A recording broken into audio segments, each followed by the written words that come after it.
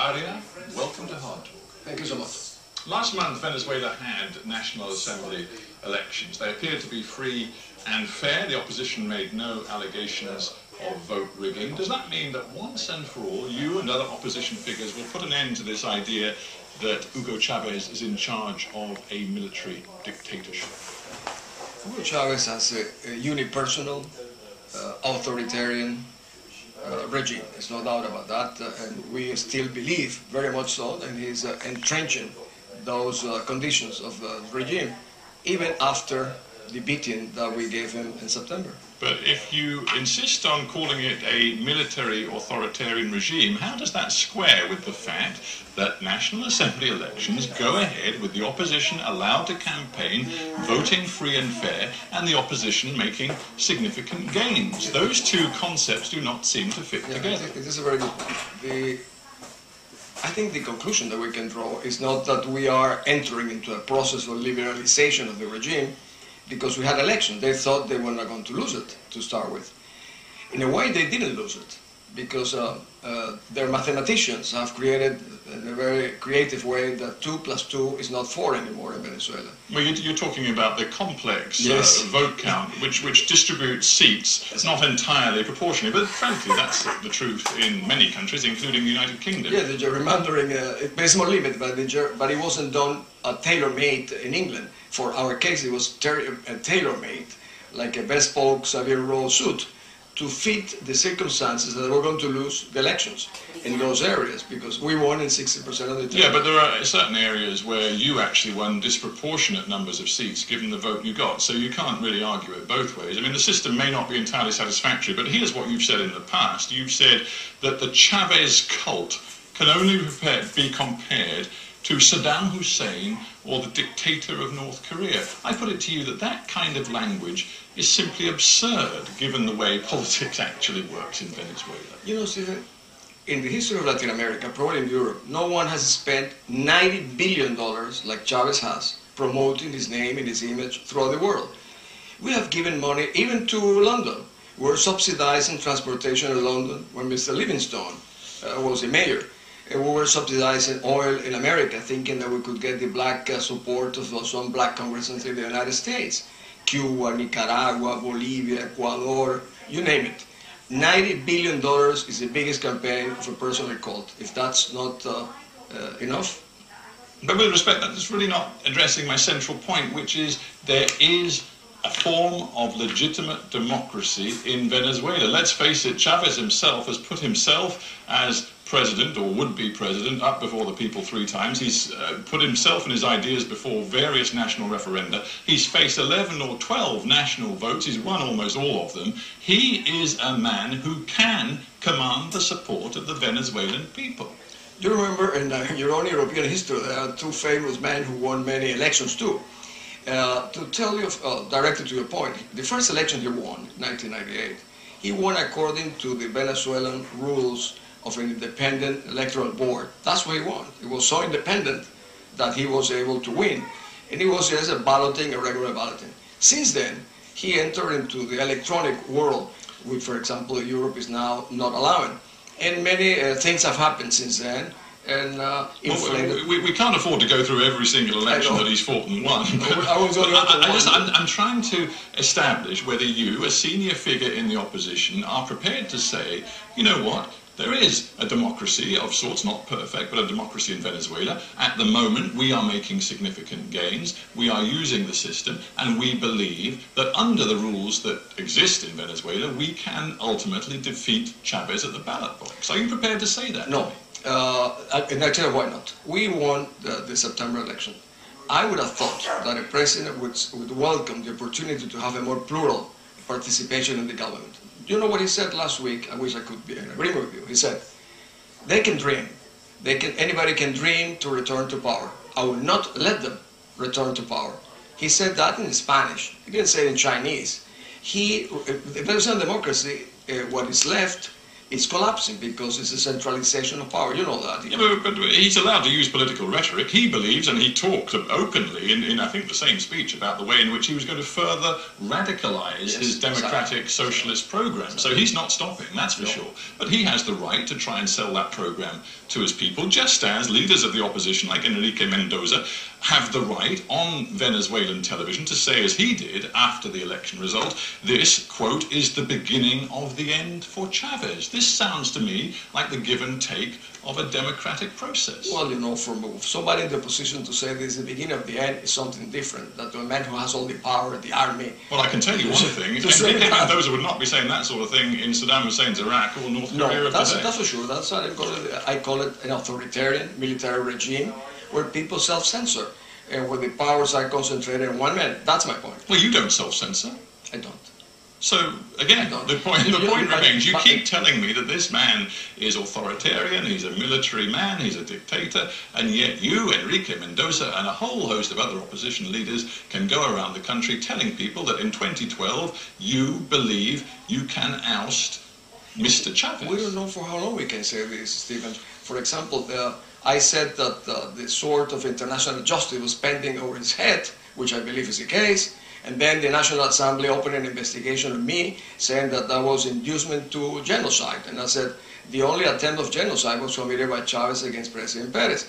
But each one of us feels that we are sort of in freedom, a condition of freedom. Well, you talk about President Perez, who was a friend of yours. Obviously, he left office in some disgrace. There was attempts to impeach him.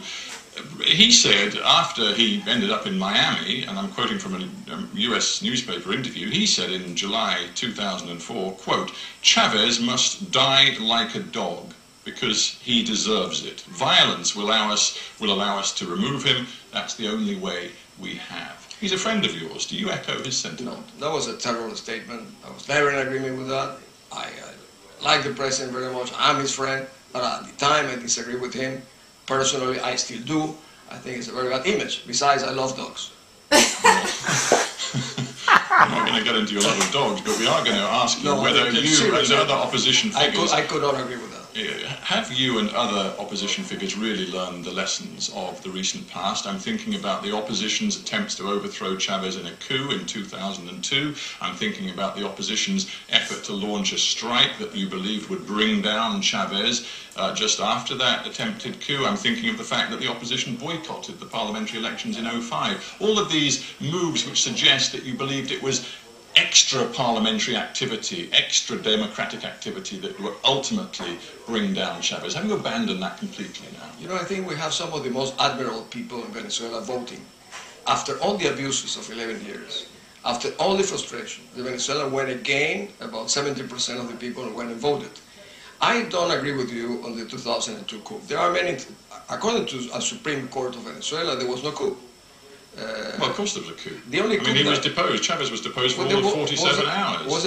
We had a president, Carmona, who came into office, thanked the media for helping him get there, and then after 47 hours was replaced by Mr. Chavez, the elected president. Venezuela's ambassador today in Portugal was the head of the armed forces. He went on television and said, Mr. Chavez has resigned. He's still the ambassador of Venezuela in Portugal. So you're not prepared to say that 2002 and all that happened, and everybody around the world regarded it as a coup, as you know, all of that you are not prepared to say was a mistake. That was a mistake. Can I tell you something? What was a manifestation of about 1 million people peacefully marching that suddenly became something else, I think it was stolen. A group stole the people's march that day to their advantage and violated the Constitution. And that was a major mistake. That's the point you are referring to. You know, the only coup that's really taken place officially in Venezuela was the attempt of Chavez in 1992. That's the only one. Well, Chavez has acknowledged, not least in an interview with Hardtalk, he did try to undertake a coup, but then afterwards he decided that what he would do was become a Democrat and he would achieve his aims through a democratic election, which he did, as we now know, in 1998. But let's not just stick to history. Let's ask you whether you believe today the opposition has learned the lessons. Has it changed? Absolutely. I think the opposition, what you see now, the forces of opposition are admirable. I think that we are showing that we are sticking ourselves to the constitutional means to reach, to recover our freedom and liberties. My concern is that the regime is departing from that concept while we are approaching it in a more consolidated way. What I see is the government retrieving, and precisely by the statements like Chavez saying, I will radicalize. He continues to bend the constitution. I believe, seriously, that if his policies continues in this way, he will accelerate. I think the next 100 days are extremely dangerous. And that will be before the new National Assembly comes in. Yes, he will accelerate his process, and that will generate major confrontation. But what worries you, is it not, is that he will speed up, if he can, the process of nationalization, for example. And what we see is an opposition that is still dominated by wealthy men, men of business, who are absolutely opposed to the socialism and the nationalization of the Chavez government. There are not many of these wealthy men anymore. More of them. Well, you're a pretty wealthy man. Myself, I'm not bad off, but you're very well off, and now you run businesses in the United States, and you still have. No, I don't run business in the United States. Unfortunately, I wish I would. Well, you spend half your time in the United States. At least you spend a lot of time in Venezuela. You, of course, have an estate. My farm. You have an estate which you at the moment appear to have lost to the agrarian nationalization program. Is that something that's driving your anger? Not to the agrarian, but if I had lost it to an agrarian reform program, I tell you something. I would mind, but not very much. No, I'm a victim of political persecution, which is different. It's a state policy of pillaging, of ransacking farms of the dissidents, for example. But it's the total reorganization of the farm sector, of which your farmers now become a part. 600,000 acres or more have been taken under state control. I know, yours is one small part of it. I'm saying that makes you very angry, and that's why you want to get back at Mr. Chavez. No. For example, the Chavez family farms holdings are guaranteed. The Chavez friends' farms are guaranteed. The Chavez military officers, they don't touch their private property. They touch the properties of Venezuelans who are dissidents like me. Or they take over a corporation like the Vesti Group of England, which is the best cattle farm in the country for 100 years. Chavez said, put it into the barbecue pit. Or they took Agrisleño, the biggest distribution company in Venezuela 2 days ago, and they're going to ruin them. Well, they've taken all sorts of things. They've taken your land, they've taken a lot of farmland, they've taken food distribution networks, they're now talking about supermarkets, they're talking about the financial sector as well. Nationalization is a key part of Mr. Chavez's economic plan. My point is that he does have an electoral mandate for it, and the people that are most upset by it appear to be senior figures in the opposition who are amongst the most wealthy in Venezuela today. You see, if we had so many wealthy people opposing, then 52% of the country are very wealthy, because that's the ones who opposed last week. So, and I tell you something, if we have had one single ballot, one campaign on the one banner, and not abusive of the president who spoke 100 hours before and used the resources of the state, we would have won at least by 65, 70%. I believe that we are about 70% minimum in the country who reject these policies of pillaging, ransacking, and finishing private property. You very rightly point out that you won, actually the opposition won about 48% of the vote officially in the National Assembly election. But here's my question for you. When it comes to 2012 and a race between Chavez and a leader of the opposition whose name we do not yet know, there will be an issue. Who can best reach out to the Venezuelan masses, many of whom are still, relatively speaking, poor people? Chavez can run on his record. He can run on, for example, the fact he's reduced extreme poverty, according to UN figures, from 25% to a little over 5% of the nation. Infant mortality rates massively reduced, halved in the Chavez years. Healthcare has been massively improved. Venezuelans know it. I've talked to many of them who say it. These are tangible achievements. What can you offer? Stephen, you know the United Nations probably as well as I do. The Human Development Report of the United Nations, I was there with the first report, is made up of figures and statistics provided by the countries themselves. The capacity to doubt about this report, not only about Venezuela, but most of the countries who do not keep good figures. For example, are you denying that healthcare, literacy rates, all of these things have shown a significant improvement during the Chavez years? Also like the violence, for example, the violence has taken significance.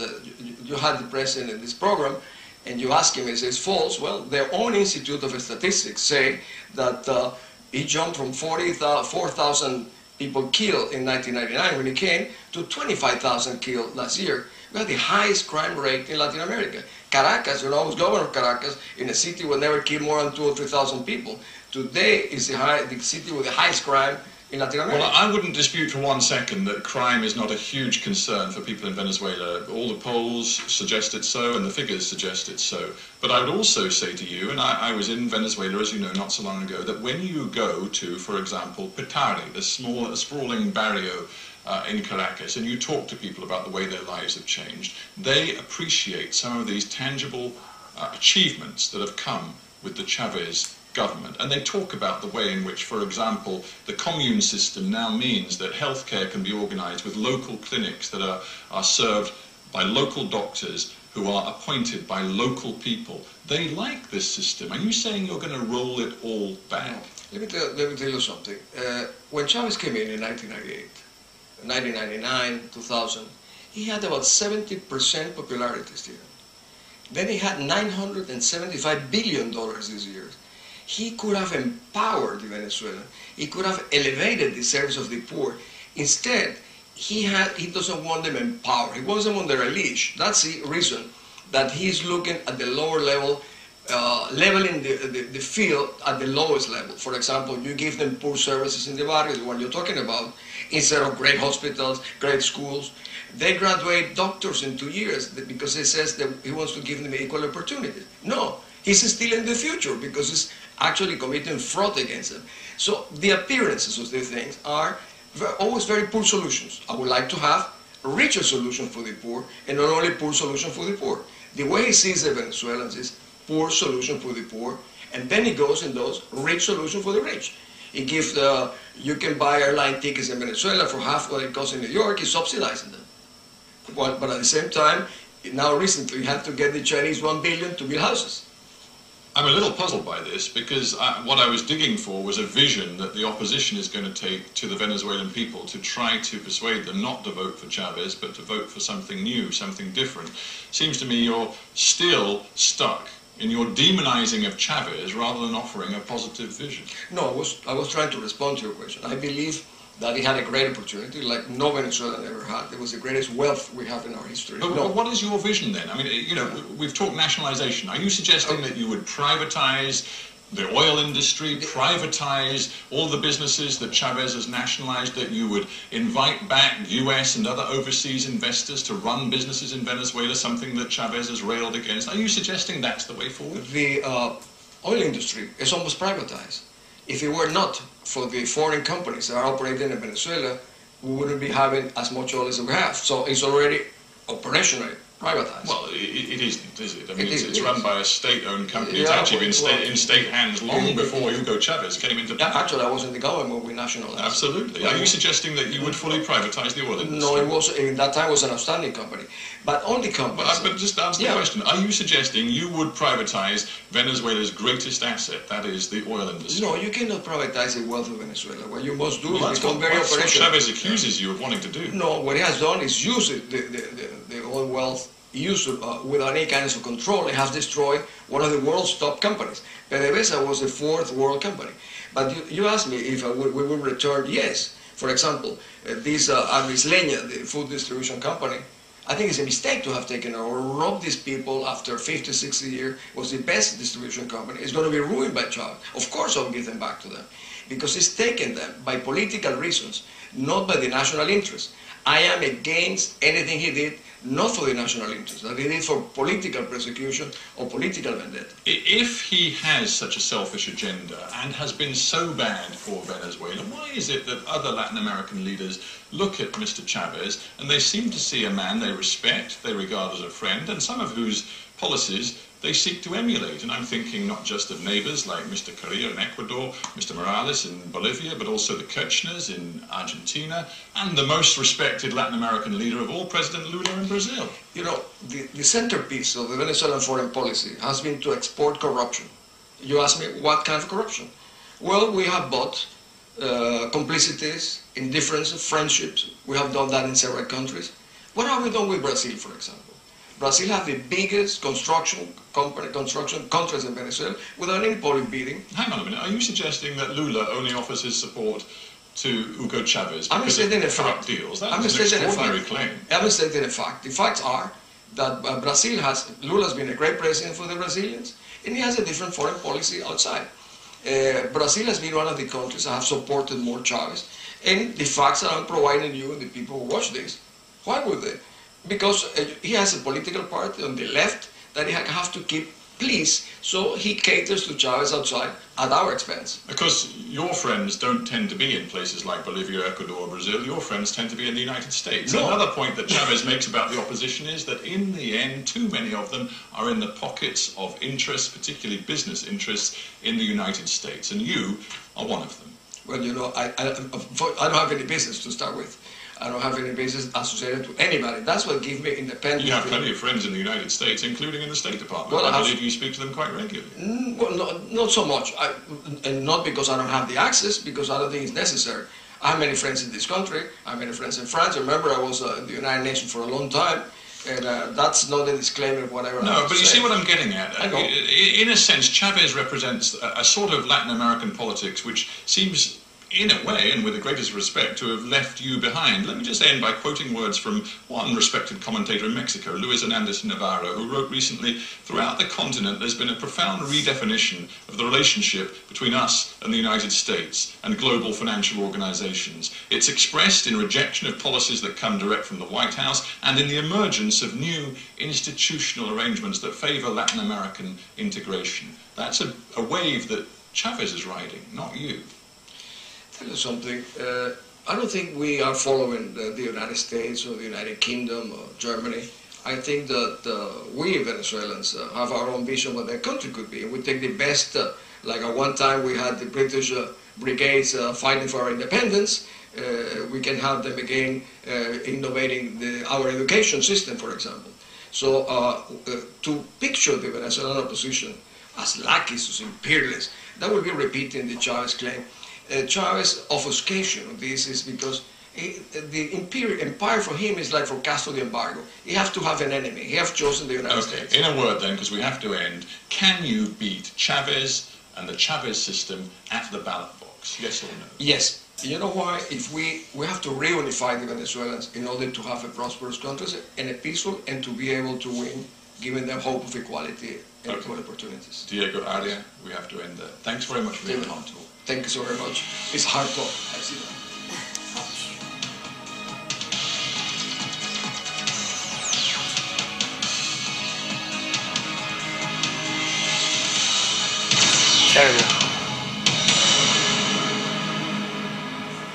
Terrible show. No lo dejo hablar.